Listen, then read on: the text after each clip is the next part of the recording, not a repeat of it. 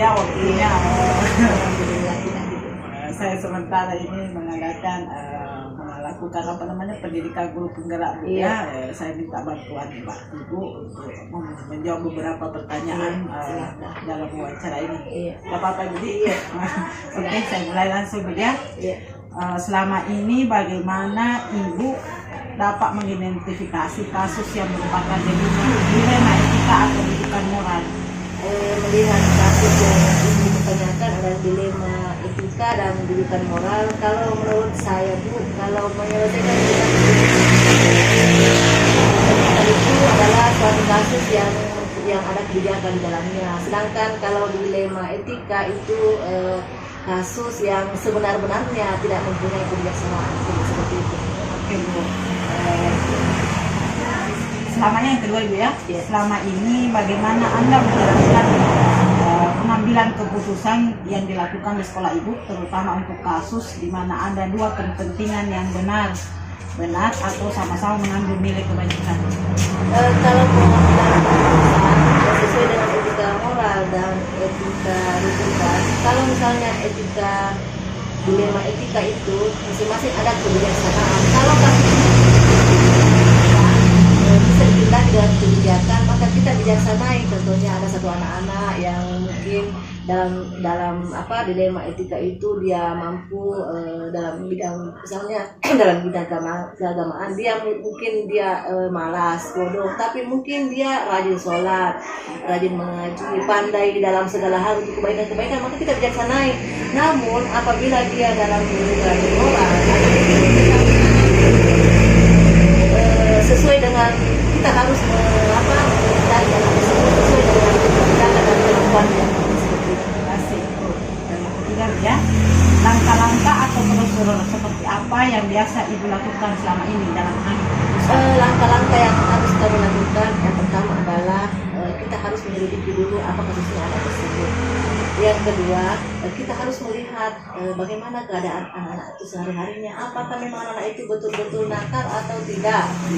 Setelah itu kita harus melihat kondisi keseharian anak. Saya sudah tadi yang kedua, melihat kondisi kesehariannya, perlu kita tindaki seperti itu dengan melihat kondisi di rumahnya saja seperti itu. Kasih ya. Yang keempat, apa saja yang selama ini anggap efektif dalam mengambil keputusan pada kasus-kasus dilema etika yang dianggap efektif? Yang kami anggap efektif adalah yang pertama adalah kita harus berdiskusi dengan warga-warga setempat, dengan lingkungan sekolah anak tersebut. Apakah memang anak-anak tersebut yang memang perbuatannya seperti itu? Kita harus berdiskusi dengan masyarakat. Yang kedua, kita harus menuju kepada kebenaran. Yang mana menuju kepada kebenaran? Apakah memang anak-anak itu dalam suatu kesalahannya, apakah memang anak tersebut ada benarnya atau ada salahnya? Kita harus menindaki secara kebijaksanaan seperti itu. Lanjut Bu ya. Yang kelima, hal apa saja yang selama ini yang merupakan tantangan? Apa tantangan Ibu dalam mengambil keputusan pada kasus-kasus dilema etika? Tantangan ini mungkin di sekolah kami ini ada beberapa anak-anak yang kadang sifatnya nakal, terlalu nakalnya ya. Tantangan itu selalu ada. Misalnya anak tersebut kami tindaki dengan tiba-tiba datang orang tuanya mengamuk, kenapa anak saya ini seperti ini?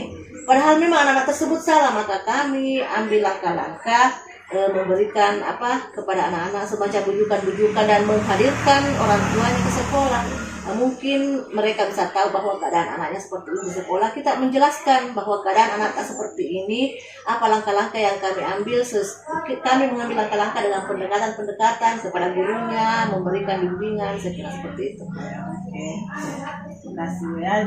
Yang keenam, apakah Ibu memiliki sebuah tata cara atau jadwal tertentu dalam sebuah mengambil penyelesaian kasus dilema etika? Apakah Ibu langsung menyelesaikan di tempat atau memiliki sebuah jadwal untuk menyelesaikannya, atau prosedur apa yang Ibu lakukan? Seperti ini misalnya di sekolah kami juga sering ada tawuran-tawuran anak-anak yang sering berkelahi, yang sering membuat tindakan-tindakan yang kurang terpuji. Maka kalau masalah itu masalahnya kecil, karena kalau kita pelajari Bu ya, anak SD itu kadang tidak masalahnya itu tidak seperti anak SMA yang langsung tawuran kata polisi, tidak. Kalau anak SD itu ya diikutin, dia main bola kalah berkelahi, kita ambil sendiri anak itu, kita didik secepatnya di kantor bagaimana supaya dia tidak berkelahi lagi di luar seperti itu. Jadi kita atasi langsung masalah itu secepatnya, tidak boleh dibiarkan berlarut-larut, karena siapa tahu anak-anak pulang nanti di sekolah dia berkelahi lagi di luar. Jadi kami damaikan secepatnya. Ya, selesaikan di tempat. Iya. Oke. Apakah seseorang atau faktor apa saja yang selama ini mempermudah atau membantu Mbak Ibu dalam mengambil keputusan dalam kasus-kasus tersebut? Artinya siapa yang membantu Ibu? Kalau dalam suatu kasus yang sering dihadapi di sekolah, yang membantu itu adalah teman-teman guru, misalnya guru olahraga, guru pendidikan agama Islam. Kebetulan waktu itu dia tidak mengajar di kelasnya, maka dia bisa mengambil membantu kami menyelesaikan masalah-masalah yang sering terjadi di sekolah. Saya kira seperti itu. Yang terakhir Bu, dari semua yang telah Ibu sampaikan, pembelajaran apa yang dapat Ibu petik dari pengalaman Ibu mengambil keputusan dilema etika? Apa pembelajaran yang Ibu ambil setelah mengambil keputusan tentang dilema etika? Kalau pembelajaran dalam dilema etika itu, kami diajarkan berlaku bijaksana kepada anak-anak tentang dilema etika.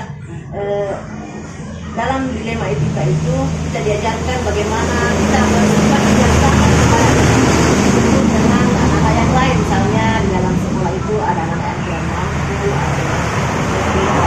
jadi kami diajarkan untuk selalu berbijaksana dalam menghadapi semua masalah-masalah yang ada di sekolah. Ya begitu ya, kita dalam mengambil keputusan harus bijaksana supaya masa depan anak kita lebih cepat lagi. Makasih banyak Bu atas kesempatannya diberikan untuk ini wawancara. Lain kali kita ketemu lagi. Insyaallah.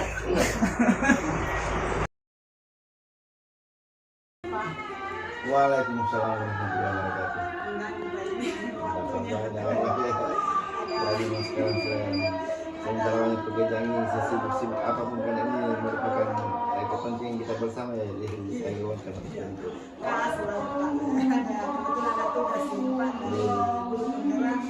mewawancarai Bapak. Ada beberapa pertanyaan Pak minta waktunya. Yang pertama itu Pak, selama ini bagaimana Bapak dalam mengidentifikasi kasus-kasus yang merupakan dilema etika atau dudukan moral? Baik, terima kasih atas kesempatan kami mencoba memberikan jawaban-jawaban mungkin kurang pas ataukah mendekati pas ataukah pas. Jadi terima kasih atas atas pertanyaan dari adik tentang bagaimana selama ini saya mengidentifikasi kasus-kasus yang merupakan dilema etika ataukah merupakan rujukan moral. Jadi dalam hal ini saya sebagai kepala sekolah dalam mengidentifikasi kasus-kasus itu. Jadi pertama-tama dengan melihat kasusnya terlebih dahulu, kasus apa yang terjadi. Apakah kasusnya itu terjadi pada siswa atau terjadi kepada guru. Jadi kalau misalnya saya berikan contoh kasus yang terjadi di siswa, misalnya adalah pelanggaran tata tertib, maka itu adalah merupakan kasus dilema etika. Tapi misalnya kalau kasusnya tersangkut dengan masalah pelaksanaan pembelajaran di sekolah, terutama pada guru kepada siswa, mungkin bisa dikategorikan sebagai moral. Jadi yang intinya di sini adalah pertama-tama kita melihat kasus yang terjadi. Soal kedua Pak, bagaimana Bapak menjalankan pengambilan keputusan di sekolah, terutama untuk kasus di mana ada dua kepentingan yang sama-sama benar dan sama-sama mengandung nilai kebajikan. Ya, terima kasih. Ini pertanyaan yang sangat bagus sekali. Jadi cara kami yang kami tempuh dalam hal pengambilan keputusan yang sama-sama yang tadi itu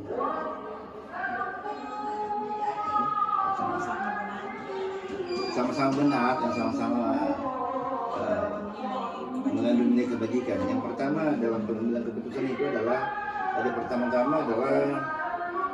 dalam pengambilan keputusan itu yang mempertimbangkan keputusan itu apakah bermanfaat kepada orang yang banyak. Ya. Yang kedua adalah apakah keputusan-keputusan yang saya ambil itu mengandung nilai-nilai kebajikan. Dan yang ketiga itu adalah keputusan yang saya ambil itu apakah secara moral dapat saya pertanggungjawabkan, apakah kepada teman-teman, terlebih kepada atasan. Lanjut Pak, yang ketiga, langkah-langkah atau prosedur seperti apa yang biasa Bapak lakukan selama ini dalam mengambil keputusan? Langkah-langkah yang jadi seperti saya katakan tadi bahwa ya pengambilan keputusan itu ya harus melihat kasus itu terlebih dahulu apakah merupakan etika moral ataukah dilema etika. Jadi yang kami ambil itu adalah pertama-tama kami menganalisis dulu kasus yang terjadi itu apakah dengan hati-hati sekali, dengan cermat untuk melihat kasus yang terjadi itu. Dan yang kedua adalah istilahnya ini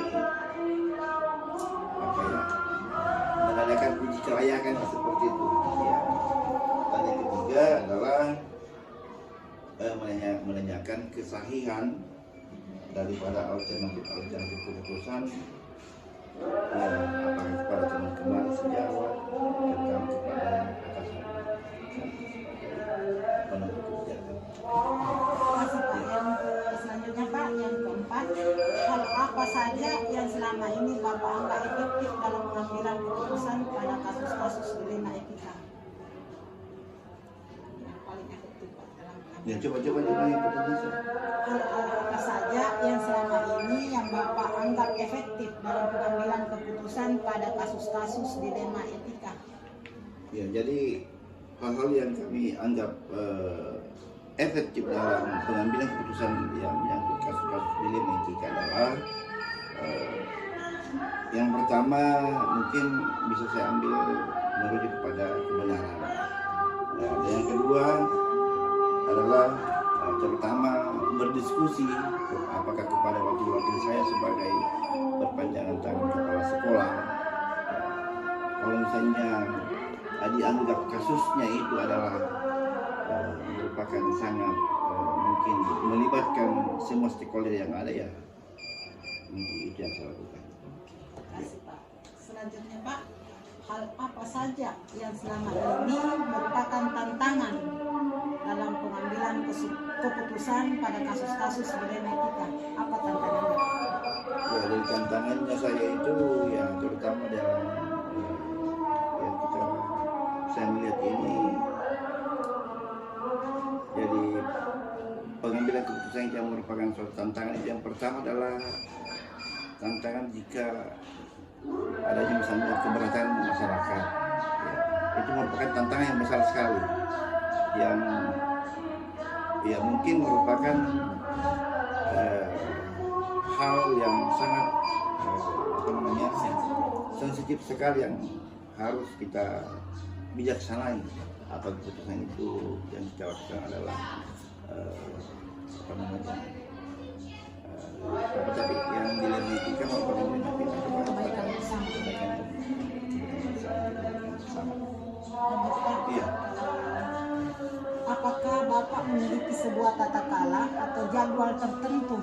Bapak memiliki jadwal tertentu untuk mengambil sebuah penyelesaian kasus dilematika? Apakah Bapak langsung menyelesaikan di tempat atau memiliki sebuah jadwal untuk menyelesaikannya? Bentuk atau prosedur seperti apa yang Bapak jalankan? Artinya Bapak dalam mengambil keputusan ada waktu-waktu tertentu yang kita gunakan. Jadi saya katakan dari awal tadi bahwa harus melihat dulu kasusnya yang terjadi. Apakah kasusnya ini berat atau kalau misalnya berat itu keputusannya itu ya keputusan bersama lah. Tapi kalau keputusannya mungkin agak-agak ringan sedikit, ya mungkin kita bisa selesaikan secara kekeluargaan. Adakah seseorang atau dokter-dokter apa saja yang selama ini mempermudah atau membantu Bapak dalam mengambil keputusan dalam kasus dilematika? Adakah yang seseorang yang membantu atau mempermudah Bapak dalam mengambil keputusan? Iya, saya pikir kalau pertanyaan seperti itu ya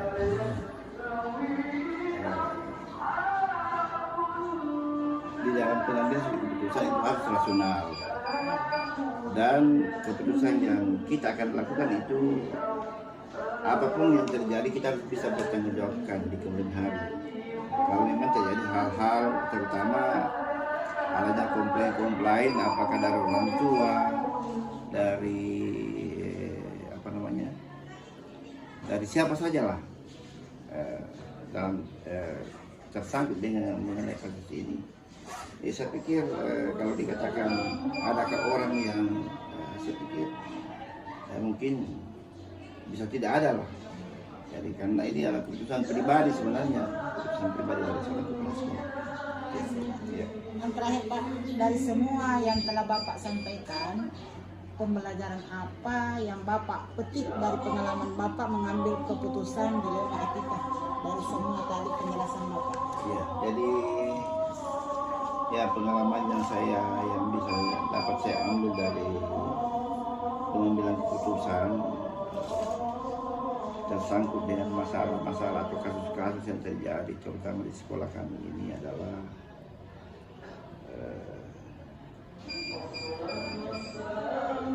apa namanya selalu lagi tadi apa tadi dari semua yang disampaikan dari tadi Bapak mengenai pengambilan keputusan, pembelajaran apa yang Bapak bisa petik? Pembelajaran yang dapat saya petik ya dari pengambilan keputusan ini adalah bagaimana sehingga aturan-aturan yang telah kita tetapkan bersama, yang telah kita buat bersama itu dapat dijalankan dengan baik. Ya, saya pikir itulah mungkin pengalaman yang paling sangat berharga sekali. Dan marilah kita apa namanya istilahnya ini bahwa keputusan yang telah kita keluarkan itu yang pertama-tama sekali itu dapat kita pertanggungjawabkan dan yang kedua dapat kita laksanakan. Kasih banyak Pak atas kesempatan yang diberikan saya waktu yang dalam terima kasih ya, semoga bisa berlanjut terus untuk mengikuti kegiatan ini ya, karena ini adalah kegiatan yang sangat bagus sekali terutama sangat beda sekali lah dengan pelatihan yang pernah kami dapatkan untuk mendapatkan looks itu ya beda sekali dengan guru penggerak ini ya, semoga sukses. Terima kasih Pak.